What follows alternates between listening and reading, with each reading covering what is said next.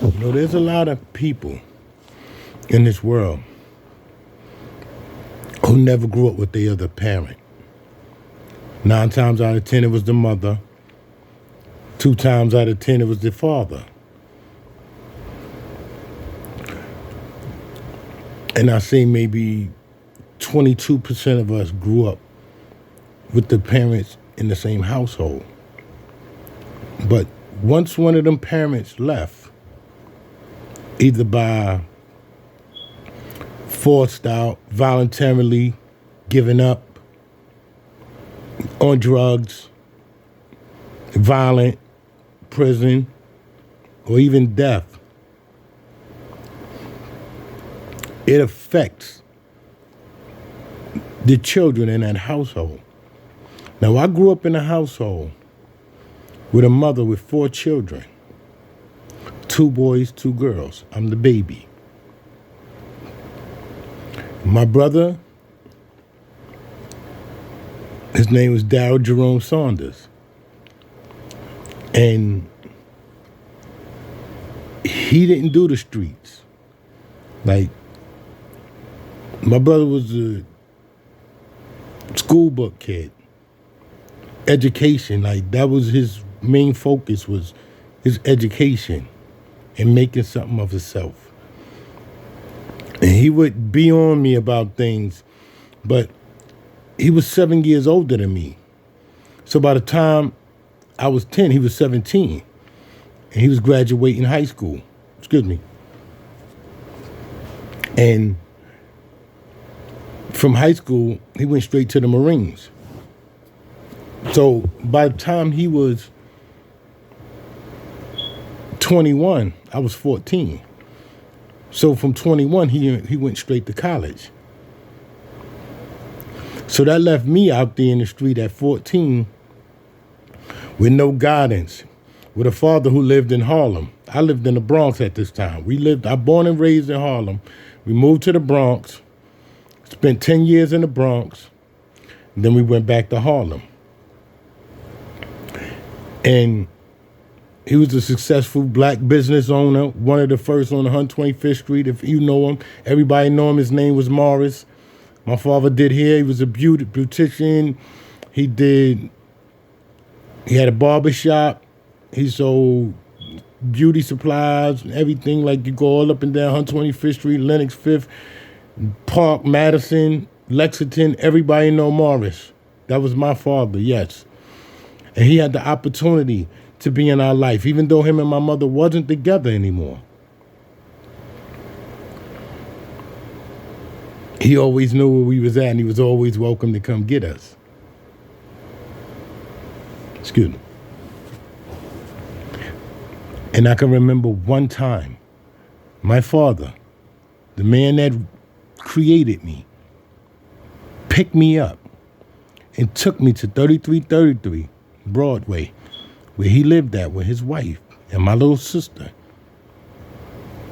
And he picked me and my 2 sisters up. And we went over there. And we was having dinner. And he looked at me and he said, "You're not going to speak to my wife?" And my sister, Denise, we call her Micey. My sister looked at my father and said, "She ain't speak to us." That was the last time I'd been in my father's house. I was 10. That was the last time I seen my father until 2002. Now, you mind you, I'm talking 1975 to 2002, I didn't see this man. He didn't come look for me. He didn't come see us. We didn't go looking for him. And hold on 1 second.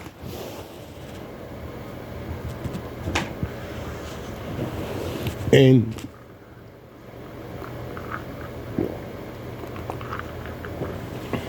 by this time, my mother was moving all around the Bronx, everywhere, boom. You know, my mother had a gambling habit. So she would gamble and we'd get evicted.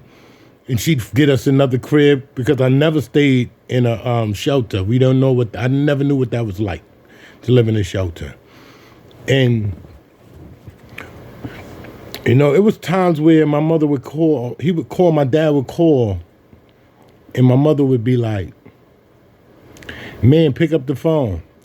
And I'd be like, who is it? And she'd be like, it's your father. And I'd be like, I don't want to talk. I don't feel like talking. And my mother would say it. Tell him like, well, he don't want to get. He'd be like, boy, tell that boy come to the phone. And my mother would be like, he not coming to the phone. He said he don't feel like talking to nobody, so he's not going to come to the phone. I'm not going to make him come to the phone. You know what I mean? Oh, that's why I don't, come in, because all he is he's a mama's boy. What would you expect? I'm the baby. I'm your last boy. I'm her last boy. You are nowhere around. You do not want to come and be a part of our life. What would you expect? You expect me not to cling to this lady who had me, who pushed me out, who fed me, who put clothes on my back, who made sure I had a bed, made sure I had a warm place to sleep, made sure I had something to eat, made sure I had clothes on my back? When you riding around in nice cars and your woman got a big diamond rings and y'all living in what we considered high rise, which was 3333 Broadway at the time. And we over here pinching and scratching and everything because this lady ain't giving up on us.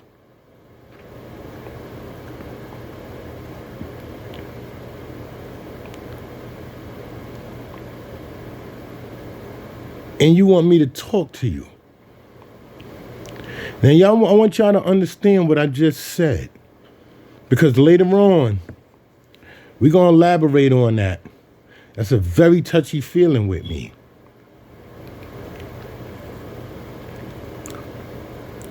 So, my mother did everything she could do to make sure that, out of everybody, I was the one because they was older and they was already set in their ways. So she wanted to make sure that I was able to take care of myself. So she taught me things like how to season food when I was 5 years old and cook and, sit me up on the stool and me and her be there and she'd be showing me what to do and telling me how to do it. And letting me do it. Experience is the best teacher. So, I jumped off the stoop. Y'all say jump off the porch in the South. We said we hopped off the stoop. And by me hopping off the stoop, it took a lot for me to do certain things because my mother made sure I was okay. I wasn't like a lot of the other kids, It wasn't a bunch of kids. And, my older brother, he was gone. My sisters, my sister Lisa was already having babies at 15. You understand what I'm saying? So my mother was very on hands when it came to me because she had to work, nights and stuff like that just to, to make sure we had whatever. And I wound up running around, doing little dumb stuff. I was a teenager, in the Bronx back in the days. And so happy it is, my mother got to a point to where that I started getting arrested. And the judge had told my mother when I went to court, he said, Miss Saunders, we see that you're here and, a lot of mothers don't show up. So that shows a lot. And he said, there's two ways we can go with this. We can send them home with you and put them on probation.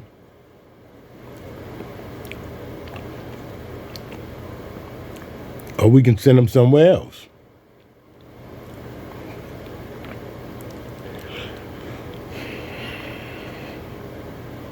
This lady looked at me and said, I love you.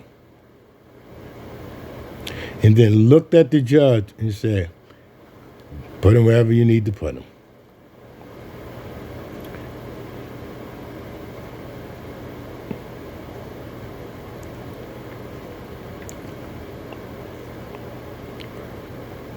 Do you know what that's like for the only person that's got your back 1,000%, make sure you're okay and is not playing about you? Tell a judge, y'all can put him wherever y'all need to put him at. Because she can't pick up the phone and call my father and tell my father, your son is getting in trouble, come get your son.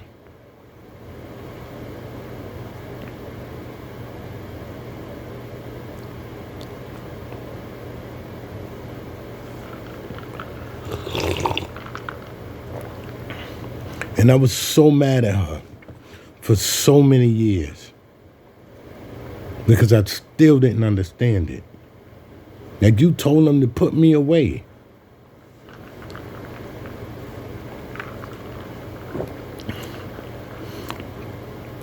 And one day she looked at me and she said, no, baby, they wasn't putting you away because I wanted them to put you away. They was putting you away because I wanted to save your life. I love you. You're my son. This was after my brother committed suicide. Because the rage, the anger, the animosity against the world was brewing. I was 19. I wound up getting shot in the Bronx the day before Halloween, 1985.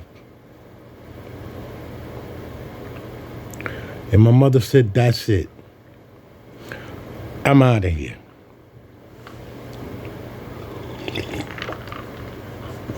And she moved back to Harlem. I stayed up in the Bronx for a little while because I wanted to catch this.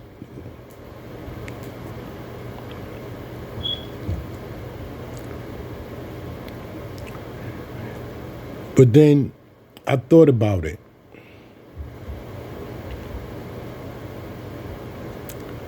For the first time, I felt like my mother didn't care. She had just lost her other son, her first son. Her baby boy is running around in the streets in the Bronx going bananas. And she said, I'm getting out of here. I'm not going to watch this happen.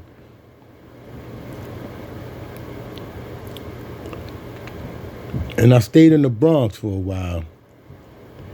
And she had called me and she told me she missed me. She wanted to see me.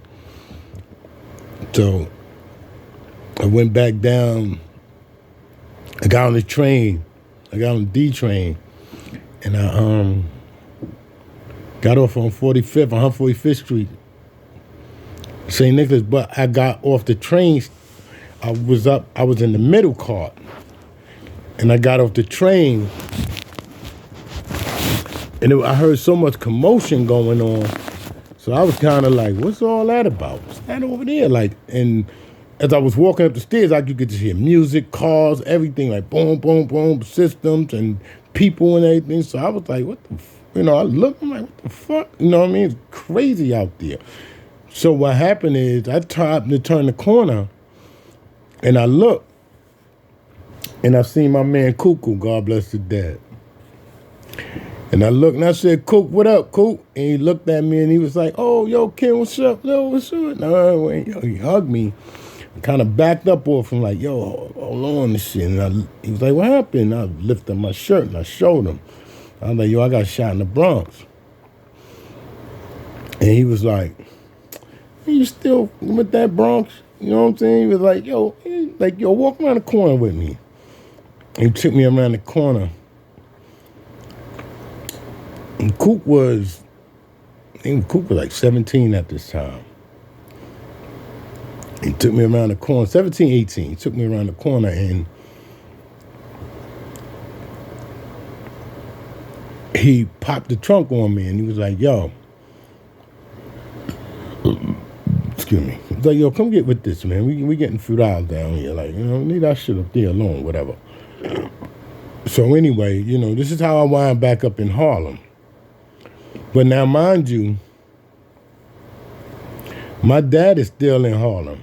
He lives in 3333. I live on 146th Street between Broadway and Amsterdam now, because I moved back in with my mom. So now I'm back downtown, you know what I mean? And I never thought to go that way. Like if I wouldn't even go in 3333. I wouldn't go that way because I didn't even want to bump into him. So it's been a few times like, my mother, she would be out there and shit. My she's from Harlem. Like, she's born in Tampa, in Florida, but she raised in Harlem. You know what I'm saying? Like, everybody knew my moms. You know what I'm saying? Back in the days, right? So, she would be like, I seen your father, he came up this way. You know what I mean? I'd be like, yeah. And she'd be like, yeah. And that'd be the conversation. So, we fast forward a little bit.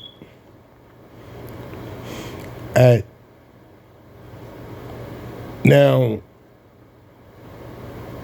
when it comes to kids, I never thought I would have children. I never thought I would live long enough to have children. And once I figured out that it was time for me to get away from the city, and I moved upstate. I didn't even move upstate. I just came upstate, you know what I'm saying, with my guys and, and it was, situations or whatever. And I met my daughter's mother. And me and her, we started spending time together and hooking up and, one thing led to another. We together and she winds up pregnant.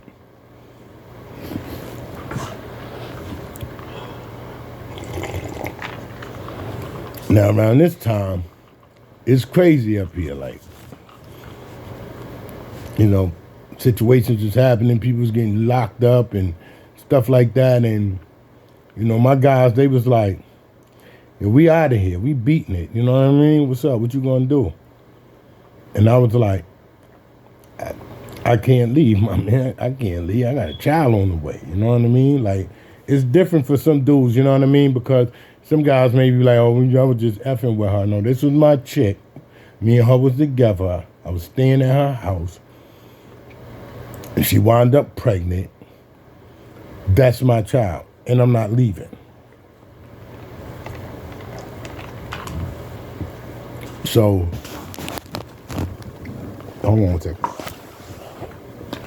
So what happens is,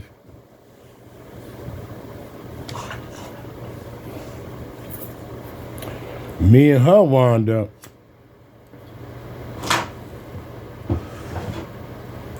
having a fallout because of her insecurities. But no matter that, I'm still here, and she's still carrying my child, and I'm still gonna be here if she need me. But outside of that, there ain't nothing else happening no more. Like, I couldn't take the jealousy, the envy, the cop calling, calling the police for nothing because I don't want to come talk to you. Like, the crazy stuff, like, it was bananas. Like, it was bananas.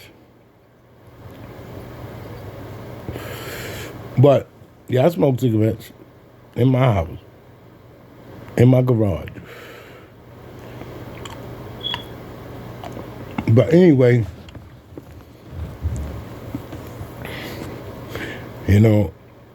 she was upset that, I was attracted to white women. I still am. Like, that ain't changed. I've been attracted to white women since I was in the group home in Middletown High School. I went to Middletown High School. See, there's a lot of things that people don't know about me. I was on Middletown